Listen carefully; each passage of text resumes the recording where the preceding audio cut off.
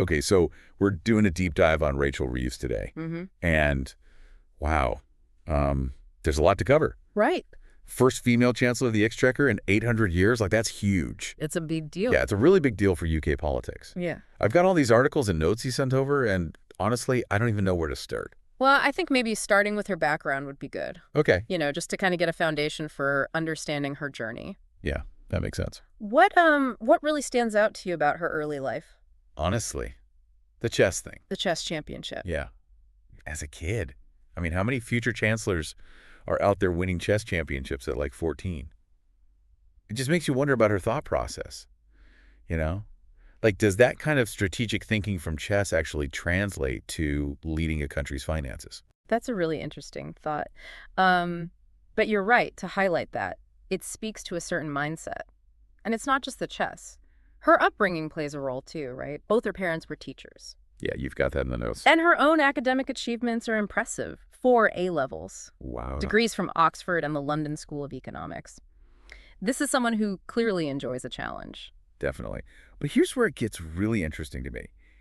After all that education, she could have gone anywhere, done anything. She had an offer from Goldman Sachs. I mean, come on. It's a pretty big deal. It is. And I bet they were going to pay her a ton of money. You even have a quote here where she says working at Goldman Sachs could have made her a lot richer. But that wasn't her priority, clearly. So why do you think she chose a different path? Why start at the Bank of England? Well, it seems like she's driven by something more than just personal gain, right? Yeah.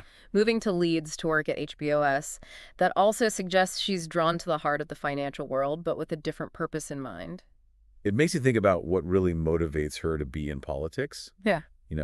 Like turning down what some people would see as a dream job to work at the Bank of England. That says a lot about her commitment to public service. Absolutely.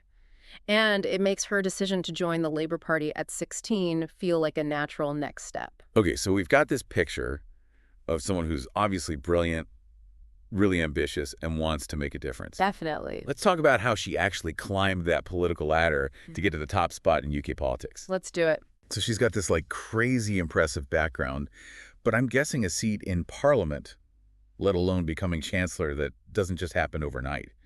Even with a perfect resume. Yeah. Were there any bumps in the road for her? You're right. It's not an easy path, and her journey definitely had its challenges. Like you have in your notes here, she ran for Parliament twice before actually winning the Leeds West seat in 2010. Wow. So persistence really is key. It seems to be a recurring theme with her. Yeah, for sure. And it was during that time while she was climbing the ranks that she gained valuable experience serving in different shadow cabinet roles. Right. Under Ed Miliband and then later under Keir Starmer. Exactly. Okay, so quick recap for anyone who's not familiar with the ins and outs of UK politics. What exactly is the shadow cabinet again? So basically, it's like a government in waiting. Each member from the opposition party kind of shadows a specific government minister. Okay. They build expertise in that area, develop alternative policies, and basically hold the government accountable. So it's like a constant back and forth between the two. Exactly. It's all about providing different perspectives and keeping things interesting. Got it. So she held a bunch of different positions then? Mm-hmm. It looks like she was in pensions and then work and pensions.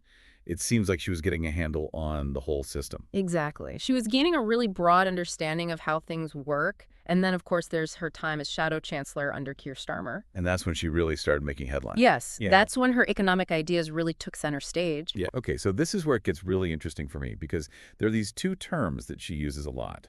You've got them highlighted everywhere in my notes. Modern supply-side economics and securenomics. To be honest, they sound a little intimidating. Can you break them down for us? Of course. So modern supply-side economics first.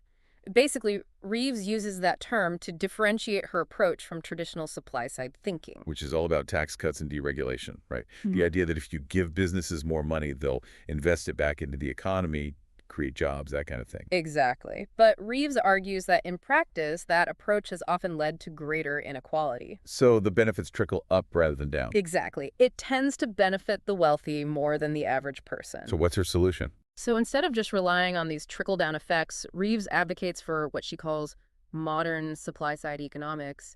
It's about making strategic public investments in areas like infrastructure, education, and green technologies. So you're actively creating an environment where businesses can thrive, but also try and make sure that everyone benefits from that growth. Exactly. It's about creating a more level playing field. Okay, that makes sense. And then there's securonomics. How does that fit in? So Securonomics builds on these ideas of strategic investment. You've actually highlighted a quote here from Reeves where she links Securonomics to the need for more resilient economies, ones that are less reliant on potential adversaries and better equipped to handle global shocks like pandemics or recessions. So it's not just about being wealthy, but also about being prepared, Exactly. It's about thinking long term and making sure the UK is less vulnerable in an increasingly uncertain world. which makes a lot of sense given everything that's happened in the past few years. Exactly. And Reeves argues that while globalization has had its benefits, it's also created some of these vulnerabilities, like over-reliance on other countries for essential goods, for example. Which we saw during the pandemic, right? Yeah. Suddenly everyone's scrambling for masks and ventilators. Exactly. It exposed those weaknesses in the global supply chain. But here's where things get a little tricky. You've flagged what seems like a bit of a contradiction in Reeves's stance on a £28 billion climate investment plan she proposed as Shadow Chancellor. Oh yeah, what's up with that? Well, when she initially introduced this idea of securonomics, it seemed like it involved a much more active role for the government, significant public spending to drive this shift towards a more resilient economy. And her support for things like the climate investment plan seemed to back that up. Right, it makes sense that you need the government to step in and make those big investments. Exactly. But more recently, she's been really emphasizing the role of the private sector and unlocking investment, which seems to contradict this idea of a big government-led approach. So which is it? Is she all about big government spending? Or is she more hands-off, relying on the private sector to take the lead? It's a little confusing. It is. It's like she's trying to find that balance. And it raises some interesting questions as we start to look at her early actions as chancellor. So we've got this tension between her earlier ideas about big government investment and then this more recent emphasis on the private sector. How does that actually play out when she becomes chancellor? Well, you've highlighted some interesting early decisions in your notes. What were your first impressions? Honestly, the £7.3 billion National Wealth Fund, that was a big one. On the one hand, it sounds great, right? A multi-billion-pound fund to boost the economy. But then you look at the details, and it's mainly focused on green initiatives and manufacturing. Is that really the best use of that money, especially given her whole thing about the private sector? It's definitely a choice that raises questions, but it does seem to align with her securonomics thinking, prioritizing sectors that she sees as strategically important for the UK. I guess so. But what about things like education or technology? Aren't those crucial for a strong economy too? They're definitely important, and you're right that her recent focus on unlocking private investment seems to clash with this more targeted approach to public spending. It's almost as if she's trying to do both, balancing her vision of a more strategic, state-led approach with a reliance on the private sector. It's giving mixed messages. A little bit. And then there's the whole black hole announcement, the £21.9 billion shortfall she inherited from the previous government. Right, well, it's pretty common for new chancellors to do that. Highlight the supposed failings of their predecessors. To kind of clear the way for their own agenda. Exactly. It allows them to frame their own decisions as necessary to fix the mess they inherited. Even if it means making tough decisions or unpopular cuts. And her early decisions seem to be all over the place. Public sector pay rises, cuts to infrastructure projects, new taxes. It's hard to see a clear direction. It's true. She's walking a bit of a tightrope, trying to balance all these different priorities. Investing in public services, but also reining in spending, keeping different groups happy while also responding to the very real economic challenges facing the UK. It sounds like a tough job. It definitely is. So going back to those terms we talked about earlier, are we actually seeing modern supply-side economics and securonomics in action? Or is this just pragmatic decision-making? That's the big question, isn't it? It seems like she's still trying to figure out how to reconcile her broader economic vision with the realities of being chancellor. And don't forget, she's got a background as an economist herself.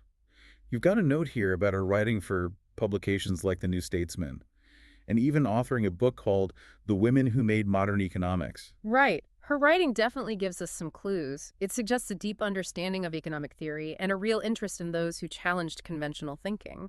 So maybe she sees herself as part of that tradition. It's possible, but it remains to be seen how she'll actually govern. Will she be a radical force for change, completely reshaping the UK's economic landscape?